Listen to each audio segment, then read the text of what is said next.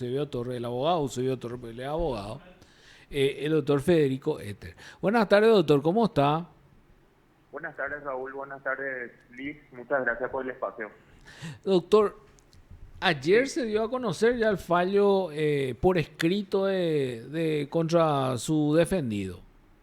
así es, Raúl. Accedimos ya a las copias y te soy sincero, aún no pude leer y analizar el contenido en cuanto a los fundamentos que sostienen la decisión que tomó el tribunal, pero sí ya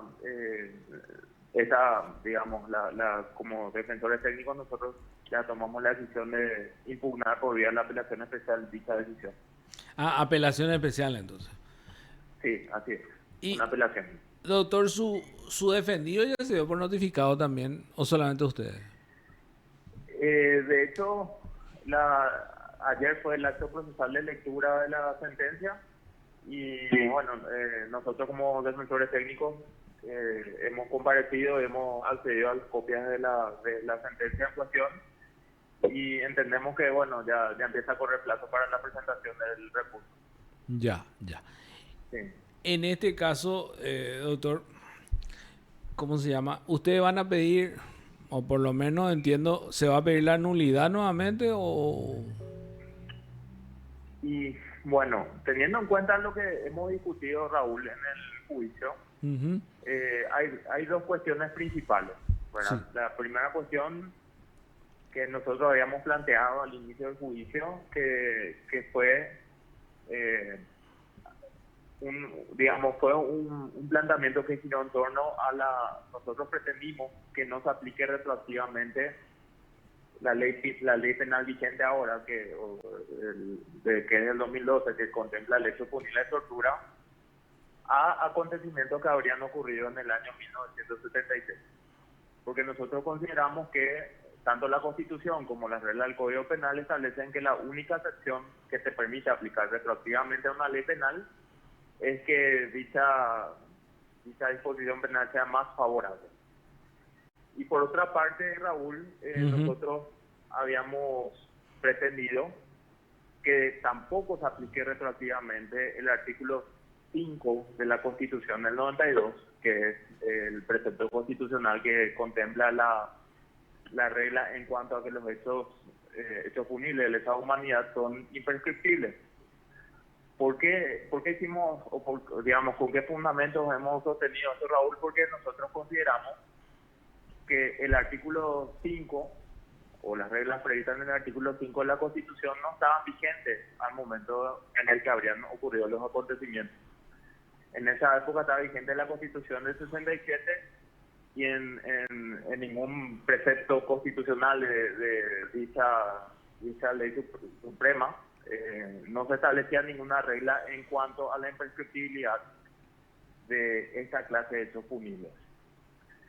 Eh, y bueno, el tribunal ha rechazado estas pretensiones porque tuvo en cuenta cuestiones que están previstas en el derecho internacional público en materia de derechos humanos.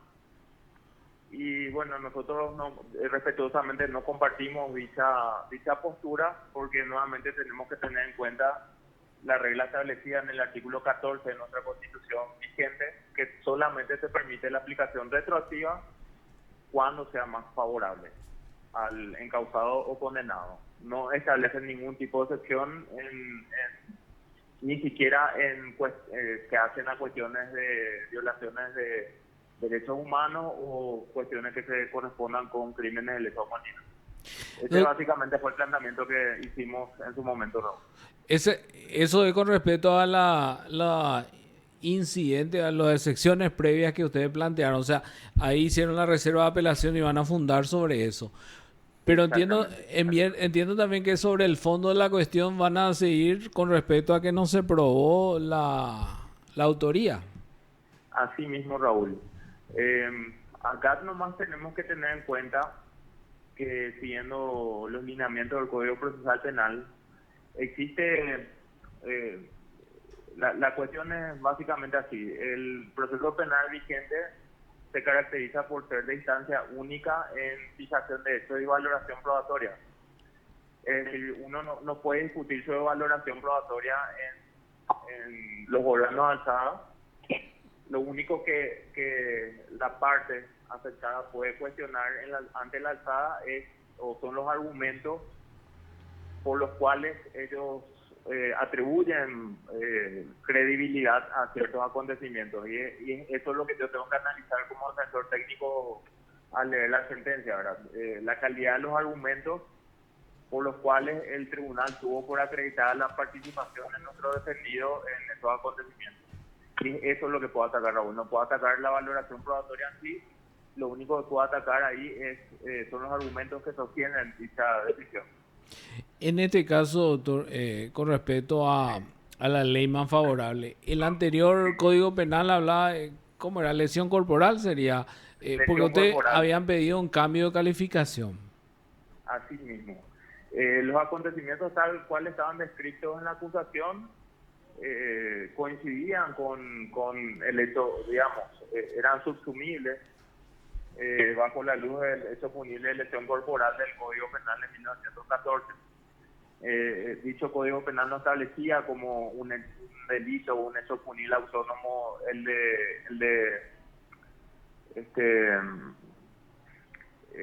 algún hecho punible de tortura o algo similar. Entonces, nosotros, basándonos en las reglas del artículo 5 del Código Penal, hemos pretendido el cambio de calificación, porque claramente la aplicación retroactiva del hecho punible de tortura iba a desfavorecer los intereses procesales de nuestro defendido, no solamente por el marco penal, sino por la posibilidad de considerarlo como un hecho punible e imprescriptible. Y bueno, han rechazado dicha pretensión y tengo que leer en la sentencia cuáles fueron los fundamentos por los cuales han rechazado dicha pretensión. Esta lesión... Lo que quería aclarar nomás una cosita, Raúl. Sí. Puntual. El foco de la cuestión gira en torno a que el artículo 14 de la Constitución tiene una cláusula específica y taxativa en materia de la aplicación, de la posibilidad de la aplicación retroactiva de un precepto jurídico, ya sea un precepto constitucional o un precepto legal. La irretroactividad de la ley. Claro, es taxativa. O sea, el único motivo por el cual te permite aplicar retroactivamente algún precepto jurídico es que sea más favorable. No te hace no existe ninguna cláusula que te permita poder sostener jurídicamente que sí podés aplicar retroactivamente cuando se trate de violación de derechos humanos. No existe esa excepción en la Constitución. Esa es la cuestión principal de nuestro planteamiento.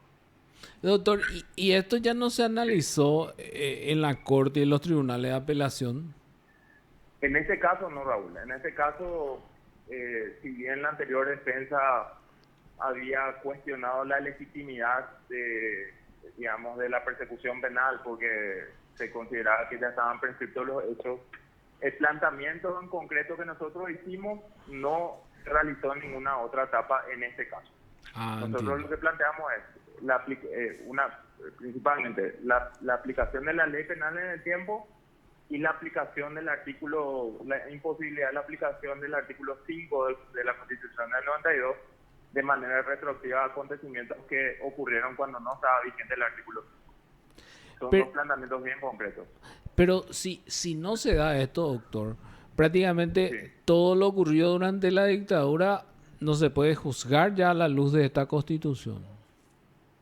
Y es un problema técnico que hay que tener en cuenta que es así, ¿verdad? Por cómo se estructuró la Constitución, cómo se estructuraron las reglas de la Constitución del 92, es así realmente. Perdón, doctor, hay un fallo que se dictó en el 96 que lo dictó el doctor Pacielo, el doctor Lescano Claudio y Raúl Zapena en el caso del modesto Napoleón Ortigosa. En ese caso se pidió la nulidad de todo ese proceso que se hizo en 1968, creo, y igual se aplicó en forma retroactiva esto, porque habla de que también había en la Carta de Derechos Humanos, creo que de la ONU, que Paraguay fue signatario. Sí, Ciertamente no en este caso, ¿verdad? Pero se mencionó ese fallo. Pero realmente, ¿sabes cuál es mi cuestionamiento ahí? Que no se hizo un trabajo de exégesis jurídica para determinar si ese caso es parecido a este en cuanto a los acontecimientos. Por decirte, Sí, en este caso concreto, se utilizó como argumento tanto por la Fiscalía como por el Tribunal un fallo relacionado con el tema de el caso de Walter Bauer. sí, Pero el fallo que recayó en ese caso no es aplicable a este caso. ¿Por qué? Porque en el caso de Walter Bauer sí ya estaba vigente el artículo 5 de la Constitución. Entonces, usar como precedente jurisprudencial ese fallo no es correcto. ¿Por qué? Porque nosotros no cuestionamos eso. O sea, nosotros lo que cuestionamos es la imposibilidad de aplicar retroactivamente el artículo 5 de la Constitución a acontecimientos que ocurrieron cuando no estaba vigente la Constitución del 92. Bueno, eso es lo que nosotros cuestionamos. En cambio, el caso de Walter Bauer, sí, ya estaba vigente la Constitución del 92, por lo tanto, regía, se puede sostener que regía la regla prevista en el artículo 5 de la Constitución. ¿Verdad? Pero el fallo que me mencionas,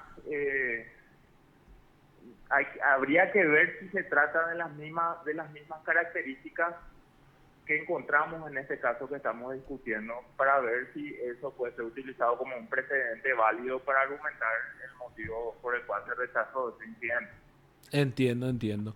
Y, doctor, ¿no van a cuestionar también la pena? Porque la fiscalía pidió 15 y le dieron 30. Y hay que leer atentamente los argumentos en cuanto a la medición de la pena.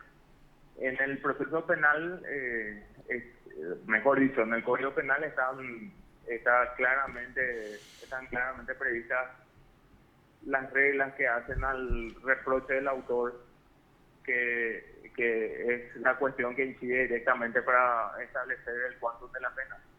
Y tenemos que leer detenidamente ahí los argumentos los argumentos que tuvieron en cuenta para llegar a semejante monto de pena. Te digo, como opinión personal, imagínate, condenarle a 30 años a una persona de 87 años, para mí no tiene correspondencia con el artículo 20 de la Constitución, que te establece que las penas tendrán la finalidad de proteger a la sociedad y de readaptar al condenado, que es la regla principal que se tiene que tener en cuenta en medición de penas. Proteger a la sociedad de una persona de 87 años y adaptar a una persona de 87 años es difícil de sostener la correspondencia entre la regla constitucional con la pena establecida en este caso. Ya. Y con respecto a la medida cautelar de arresto domiciliario, ¿no van a apelar eso, doctor, de repente? Porque eso podría ir por otra vía. Y nosotros no, porque, bueno, hasta que no quede firme la condena, su restricción va a tener el carácter de medida cautelar, ¿verdad? Y tratándose de una medida cautelar, existe luego un impedimento legal por la edad, ¿verdad? De darle una prisión preventiva propiamente. Entonces entendemos, ¿verdad?, que por la pena que se impuso, que le hayan impuesto ese arresto domiciliario, bueno, entendemos que ante la magnitud de la sanción impuesta, bueno, hay correspondencia con la medida cautelar que ellos impusieron. Entiendo. Y finalmente, doctor, para no robarle mucho su tiempo, Sí. habló con su defendido, doctor. ¿Qué dice él de la sanción que le dieron y todo lo que pasó después? Porque también de repente las víctimas tomaron como un triunfo, a los gritos fue todo eso. ¿Qué dijo él, doctor? Y toda nuestra parte está disconforme con tanto nosotros como defensores técnicos como él, como acusado, estamos disconformes con la decisión. Le respetamos al tribunal, pero digamos, no estamos de acuerdo con las decisiones que ha tomado en el marco de este juicio oral y público, empezando por lo primero que hablamos, ahora los incidentes en cuanto a la prescriptibilidad o no de este hecho, de los hechos punibles con los que se calificó nuestro caso, ¿verdad? No estamos conformes y bueno, tenemos las vías legales para tratar de revertir esa situación. Y bueno, doctor, muchísimas gracias por su tiempo, muy amable de su No, por parte. favor. Gracias por el espacio y buenas tardes a todos. Buenas tardes, doctor. Usted está escuchando PDS.